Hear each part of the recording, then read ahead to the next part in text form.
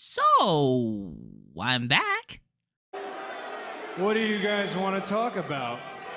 But in all honesty, I'm fully aware that I haven't uploaded in like 2 months. The end of 2023 was certainly a thing, and I made the choice to take a break. But I'm back and I'm fully rested up. I hope you all had a wonderful holiday and New Year, but we got video games to talk about, namely, Graven. This one I had on my we'll get to it when it's out of early access list, but I forgot it was out this week. My brother, being the ever-gracious man that he is, gifted me a copy so I can get this video out, which, by the way, I'm doing a new thing to see if I can get videos out quicker, so I wanted to take a few days to make this as opposed to the usual 2 weeks. If things are a bit scuffed, then there you go. Update's over. Video time. Graven is a dark fantasy first-person shooter developed by Slipgate Ironworks and co-published by 3D Realms and Fulqrum Publishing. It is a shooter of the boomer variety that draws heavily from Hexen 2 as inspiration. I never played Hexen 2 back in the day, but I've heard good things about it. The first thing that caught me off guard when starting up was getting the basic plot setup for the entire game. We control a priest of the orthogonal order. He was excommunicated for the crime of retaliation against the order by way of killing a fellow priest who sacrificed his adopted daughter for a profane ritual. We then start in a swamp, guided by an old coot who pilots us to the town of Cruxforth to begin your search for the ones responsible for the killing. It's unfortunately not that simple, as Cruxforth is currently dealing with both a plague and an undead besiegement, and you're the only one badass enough to help them. Graven kind of just throws you into the deep end almost immediately, but there's a neat journal written from the priest's perspective to keep things from getting too out of order. But a lot of the story so far has been delivered through means of talking to important looking NPCs, getting a spiel from them, going to the place they mentioned, killing everything in your path, and coming back for a reward. It's not a complicated means of getting through it, but it works with a gameplay loop. And while that is a large part of said loop, that's not all there is. When in town, you can also find notes to get extra background details, go to blacksmiths to get ammo refills, weapon upgrades, and talk to the apothecary to get more potions. This is where you start to see what Graven really is. This isn't a boomer shooter, this is a first-person RPG with FPS combat. How dare you! Comedic overreaction aside, Graven is basically an RPG in everything but name, much like Hexen 2 before it. And while it can feel like a jarring bait and switch, it's not a bad one so far. I actually like just exploring the areas you go into, which, if the early hours are anything to go by, are extremely ambitious. A huge part of the RPG feeling to this is also with the upgrading of equipment and the use of items that aren't weapons. You get gold from killing stuff, and you use said gold to upgrade your weapons and spellbook. There's also an interesting soul-style mechanic where if you die, you lose all your gold, but I don't know if I can get it back, which feels weird, or maybe I haven't figured out how the mechanic works fully. But at the same time, I'm cool with the mechanic because it means it gives me extra incentive to not die.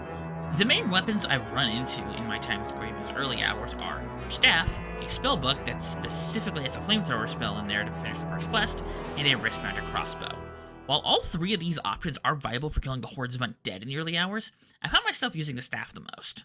The main reason for that is that resources are, in the early hours, scarce to say the least. I think this is done mainly to get the player in the mindset of, I was stripped of everything and need to build myself back up for revenge. And I can see that working, and so far, it feels like it's working. It also helps with the critical hit system they have in place in Graven, makes it so that I can bash dudes' heads in and they drop instantly. The giant dogs, on the other hand, not so much. Either way, it feels weirdly satisfying to just bonk monsters on the head with my supposed magic staff, which I assume becomes more magical as the game goes on. I bring it up because there are 2 different types of mana bars on the UI, which means I get multiple magic spells. And it makes sense because you have a spell book. Why wouldn't you have multiple spells? I'm getting off topic. Let's move on. The other RPG mechanics I've seen are also, well, things you'd see in an RPG. The one that catches me off guard the most is the fact that there's a straight-up inventory system. Remember those weapons I mentioned a paragraph ago? Those appear there, and they all have size and weight to them. This makes it so that things take up 1 or more squares of lower UI where you'd see the number keys. I haven't encountered anything large enough to take up multiple spaces yet, but I think it opens up some neat inventory management. Do you want to take up multiple smaller items in an area, or a big screw-you weapon with a bunch of consumables with you?